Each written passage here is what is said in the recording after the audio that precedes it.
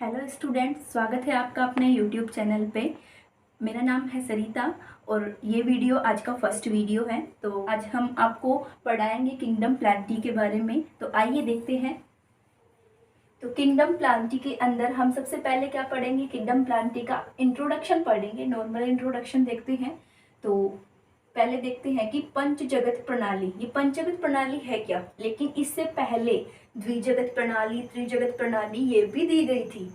और बाद में क्या किया, पंचजगत प्रणाली किसने प्रस्तुत की, व्हाइटेकर ने पंचजगत प्रणाली किस लिए प्रस्तुत की, संसार के जैविक तत्वों को रखने के लिए नई वर्गीकरण पद्धति प्रस्तुत की थी। ठीक है, कौन सी सन में की थी, 1969 में पंचजगत प्रणाली प्रस्तुत की गई, व्हाइटेकर ने की थी। ठीक है, क्योंकि त्रिजगत प्रणाली इनके अंदर क्या हो रहा था, ये जो सभी प्रकार के कवक हैं, कुछ भी है हमारे जो वातावरण में, एनवायरनमेंट में पाए जाते हैं, वो उनमें समाहित नहीं हो रहे थे। इसीलिए व्हाइटेकर ने क्या किया, पंचजगत प्रणाली बताई। इसमें जो 5 होते हैं, इसमें पंचजगत यानी 5 जगतों को रखा गया। तो इसमें फर्स्ट कौन सा आता है बच्चों, Monera, second protista, third fungi, fourth Plantae और 5 है एनिमेलिया। ठीक है, फिर से देखते हैं। फर्स्ट है Monera, second protista, fungi, Plantae और एनिमेलिया। ठीक है, हमें पढ़ना किसके बारे में है, कौन से किंगडम के बारे में पढ़ना है, प्लांटी के बारे में। ठीक है, तो प्लांटी के बारे में देखते हैं हम। प्लांटी को क्या कहा जाता है, kingdom of multicellular producers. Plantae को क्या कहा जाता है, kingdom of multicellular producers. Multicellular बहुकोशिकीय, प्रोड्यूसर्स क्या होता है, उत्पाद होते हैं। तो बहुकोशिकीय उत्पादों का क्या है, ये जगत है। प्लांटी को क्या कहा जाता है, बहुकोशिकीय उत्पादों का जगत। तो स्टूडेंट्स ध्यान देना, प्लांटी का मतलब क्या है, इसमें सिर्फ प्लांटों को रखा गया है। तो कौन कौन से प्लांटों को रखा गया है, जो प्लांट क्या हो, मल्टी सेल्यूलर हो। मल्टी सेल्यूलर का मतलब बहुकोशिकीय हो, फोटोसिंथेटिक प्रकाश संश्लेषी हो, यूकैरियोटिक को आप जानते ही हो, सस्य। तो हमने देखा स्टूडेंट्स कि प्लांटी के अंदर कौन किसको। तो स्टूडेंट्स आगे हम देखते हैं ग्रुप्स ऑफ प्लांटी, यानी प्लांटी के अंदर समूह है, प्लांटी के समूह है। प्लांटी में किन किन समूहों को रखा गया है। तो फर्स्ट इसमें जो रखा गया है वो है एल्गी। एल्गी का मतलब शैवाल। सेकंड है ब्रायोफाइटा, थर्ड है टेरिडोफाइटा, ये पी बच्चों साइलेंट रहता है। फोर्थ है जिम्नोस्पर्म। स्टूडेंट्स फोर्थ है हमारा जिम्नोस्पर्म, अनावर्त बीजी। 5 है एंजियोस्पर्म, एंजियोस्पर्म को हम बोलेंगे आवर्त बीजी। ठीक है, फर्स्ट कौन सा है, algae, bryophyta, pteridophyta, gymnosperm, angiosperm. ठीक है, अब हम किसके बारे में अध्ययन करेंगे, अभी एल्गी के बारे में। तो फर्स्ट हमारा आता है एल्गी। एल्गी के बारे में नॉर्मल देखते हैं हम। इसमें 4 बातें देखेंगे हम एल्गी के अंदर, कौन कौन से। फर्स्ट एल्गी का नॉर्मल इंट्रोडक्शन, कि ये शब्द किसने दिया, क्या हुआ था इसमें, और ये बाद में देखेंगे। इसके जनरल कैरेक्टर्स, एल्गी के जो लक्षण होते हैं, सामान्य लक्षण, उसके बारे में देखेंगे। बाद में आता है क्लासिफिकेशन, इसका वर्गीकरण, एल्गी का वर्गीकरण देखेंगे। लास्ट में देखेंगे economic importance of algae, economic importance of, आर्थिक महत्व एल्गी के क्या देखेंगे हम, आर्थिक महत्व देखेंगे। तो नॉर्मल इंट्रोडक्शन के अंदर क्या है, सर्वप्रथम जो एल्गी शब्द है वो किसने दिया था बच्चों। ये क्वेश्चन एग्जाम के अंदर काफी बार पूछा गया है, कंपटीशन के एग्जाम में भी पूछा गया है कि एल्गी शब्द का सर्वप्रथम प्रयोग किसने किया था, लीनियस ने किया था। कौन सी सन में किया था, 1753 ईस्वी में किया था। ठीक है, शैवालों का अध्ययन बोले तो जीव विज्ञान की जिस शाखा में शैवालों का अध्ययन किया जाता है उसे क्या कहते हैं, एल्गोलॉजी या फाइकोलॉजी कहते हैं। ठीक है, तो स्टूडेंट्स ध्यान देना फिर से, जीव विज्ञान की वह शाखा जिसके अंदर शैवालों का अध्ययन किया जाता है उसे क्या बोलते हैं, एल्गोलॉजी या फाइकोलॉजी। फाइकोलॉजी का मतलब क्या होता है, शैवाल विज्ञान। ठीक है, इसका हिंदी अर्थ होता है शैवाल विज्ञान। लेकिन बाद में हम देखते हैं कि फादर ऑफ फाइकोलॉजी, शैवाल विज्ञान के जनक। शैवाल विज्ञान के जनक कौन है? F.E. फ्रिश।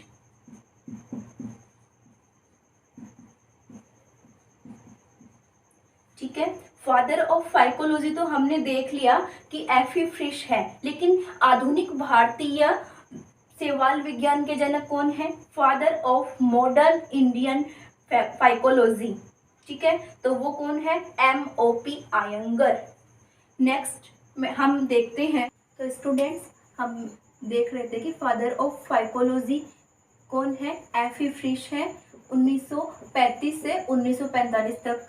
और father of modern Indian phycology कौन है? M.O.P. आयंगर है 1920 से 1944 तक रहे। ठीक है, तो स्टूडेंट्स आगे देखते हैं एल्गी के हम इंट्रोडक्शन देख रहे हैं। तो एल्गी को हम क्या बोल सकते हैं? समुद्री खरपतवार। मतलब सामान्य भाषा में इसको क्या कहा जाता है? समुद्री खरपतवार, काई, कांजी, या फिर पोन, इंग्लिश में इसको पोनिस्कम, वाटर मोसेस भी कहते हैं। ठीक है, और एल्गी अगर ऐसे भी पता ना चले तो हम कई बार अपने घर में ही देख लेते हैं कि जो हमारी टंकी होती है, लगातार उसमें पानी रिसने से उसमें हरे रंग का कोई मटेरियल जमा हो जाता है, वही क्या होता है? एल्गी होता है। या फिर कोई पुरानी दीवार होती है जिसपे लगातार बरसात के मौसम में मतलब बारिश होती रहती है और कभी कलर ना करवाने से उस पर क्या हो जाता है? फिसलन होने लगती है, तो वो क्या हो जाती है? हम उसे बोलते हैं कि काई जम गई है दीवारों पे, तो वही फिसलन क्या होती है? एल्गी होती है। ठीक है, अब इसकी हम कैरेक्टर्स की बात आती है, तो कैरेक्टर्स देखते हैं। फर्स्ट इसका पॉइंट आता है आवास। आवास यानी एल्गी कहाँ पे रहते हैं? तो ये लवणीय जल में, लवणीय जल और बर्फ में आदि में पाए जाते हैं। लवणीय जल, अलवणीय जल, समुद्री जल, बर्फ, इनमें इनका आवास होता है एल्गीज का। इसके बाद देखते हैं इनका पादप शरीर। पादप शरीर कैसा होता है एल्गी का? थैलेसी पादप होते हैं ये। थैलेसी पादप, थैलस किसको बोलते हैं? इनका जो पादप शरीर होता है वो पत्तियों में, जड़ में और तने में विभेदित नहीं होता है, और ऐसे ही पादप शरीर को क्या बोलते हैं? थैलस बोलते हैं।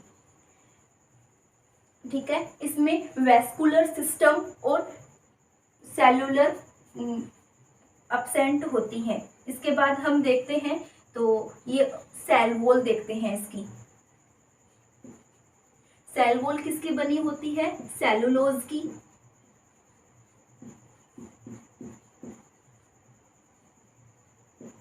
और पैक्टिन की। सेलुलोज एल्गीज में सेल वॉल किसकी बनी होती है? सेलुलोज और पैक्टिन की बनी होती है। लेकिन फियोफाइसी और रोडोफाइसी में जो सेल वॉल होती है वो सेलुलोज और पैक्टिन की नहीं बनी होती है, उसमें अलग की बनी होती है। सेल वॉल मतलब फियोफाइसी और रोडोफाइसी को छोड़ के बाकी सभी में क्या होती है? सेलुलोज और पैक्टिन की बनी होती है। इसके बाद देखते हैं हम पायरिनोइड्स। पायरिनोइड्स देखते हैं, तो जेंथोफिल जो होता है, जेंथोफिल, इसका क्लासिफिकेशन में हम देखेंगे कि F.E. फ्रिश ने क्या किया था? इसको 11 वर्गों में डिवाइड किया था। उसी में आते हैं जेंथोफाइसी। तो जेंथोफाइसी के अंदर क्या होता है? पायरिनोइड्स अब्सेंट होता है, बाकी सभी में पायरिनोइड्स क्या होते हैं? प्रेजेंट होते हैं। इसके बाद देखते हैं हम पिगमेंट के बारे में। तो पिगमेंट में क्या क्या आते हैं? क्लोरोफिल आते हैं। ठीक है, पिगमेंट में क्लोरोफिल आता है और कैरोटीन आता है, कैरोटीनॉइड्स।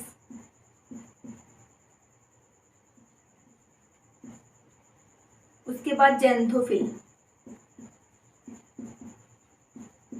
क्लोरोफिल को हम जानते ही हैं कि chlorophyll A, B, C, D, E इतने प्रकार के होते हैं। तो सभी जो क्लासिफिकेशन में हम पढ़ेंगे जो भी एल्गी, उनमें क्या होगा? Chlorophyll A, chlorophyll B, chlorophyll C, chlorophyll E, chlorophyll D, ये सभी प्रेजेंट रहेंगे अलग अलग और कैरोटीनॉइड्स या फिर कैरोटीन जिसको बोलते हैं वो कितने प्रकार के होते हैं, अल्फा होते हैं, बीटा होते हैं, गामा होते हैं, ठीक है। और एक लास्ट में क्या आता है, ज़ैंथोफिल आता है। इसके बाद देखते हैं हम फूड। तो इसमें जो संचित पदार्थ होते हैं, संचित भोज्य पदार्थ होते हैं, वो किसके रूप में होते हैं, स्टार्च बोले तो मंड के रूप में, और मंड के अलावा इनमें तेल और वसा के रूप में भी पाए जा सकते हैं, ठीक है। इसके बाद देखते हैं हम फ्लेजिला का मतलब क्या होता है, कसाबिकाएं कितने प्रकार की होती हैं, 2 प्रकार की, प्रतोद और कुर्च। लेकिन रोडोफाइसी में फ्लेजिला क्या होती है, अब्सेंट होती है। रोडोफाइसी में जो फ्लेजिला होती है वो क्या होती है, अब्सेंट होती है। बाकी सभी में फ्लेजिला प्रेजेंट होती है। फ्लेजिला कितने प्रकार की होती है, 2 टाइप्स की होती है, प्रतोद और कुर्च। प्रतोद क्या होती है, जो कसाबिका की सतह होती है वो क्या होती है, चिकनी होती है। और कुर्च के अंदर क्या आती है, जो फ्लेजिला कसाबिकाओं की सतह होती है उस पे क्या होते हैं, छोटे छोटे रोम पाए जाते हैं। उसके बाद नेक्स्ट पॉइंट में हम देखते हैं रिप्रोडक्शन, जनन। तो स्टूडेंट्स अब नेक्स्ट पॉइंट है हमारा रिप्रोडक्शन एल्गीज में कितने टाइप्स का होता है, 3 टाइप्स का। कौन कौन सा, vegetative reproduction, asexual reproduction, sexual reproduction. इसमें क्या होता है, वेगेटेटिव क्या होता है, कायिक जनन, एसेक्सुअल क्या होता है, अलैंगिक जनन, सेक्सुअल क्या होता है, लैंगिक जनन।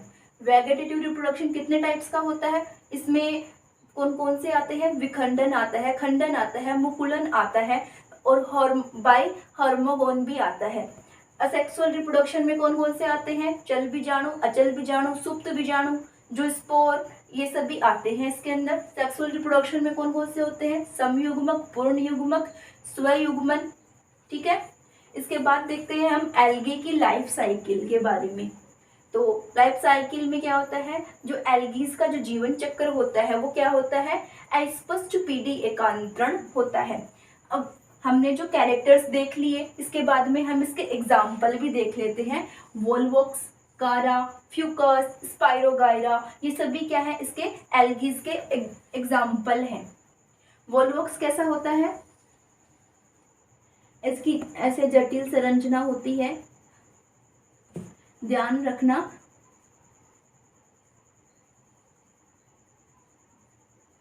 ये जो एल्गी है वो क्या होता है, थैलेसी पादप होता है, क्लोरोफिल प्रेजेंट होता है इसके अंदर,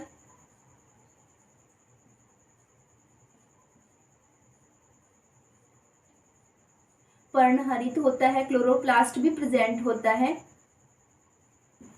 हमने पहले देखा था कि जो प्लांटी होता है उसके कैरेक्टर्स में नॉर्मल इंट्रोडक्शन के अंदर देखा था कि ये क्या होते हैं, यूकैरियोटिक होते हैं। तो कैरेक्टर्स के अंदर यूकैरियोटिक भी आएंगे, क्लोरोप्लास्ट भी उपस्थित होगा, हरित लवक, तभी तो एल्गी है ना, क्योंकि एल्गी हमें दिखाई देते हैं हरे रंग के, तो मेन है ही, तो इसके अंदर क्लोरोफिल प्रेजेंट होना जरूरी है, ठीक है बच्चों। तो आज की क्लास में इतना ही, बाकी हम कल पढ़ेंगे।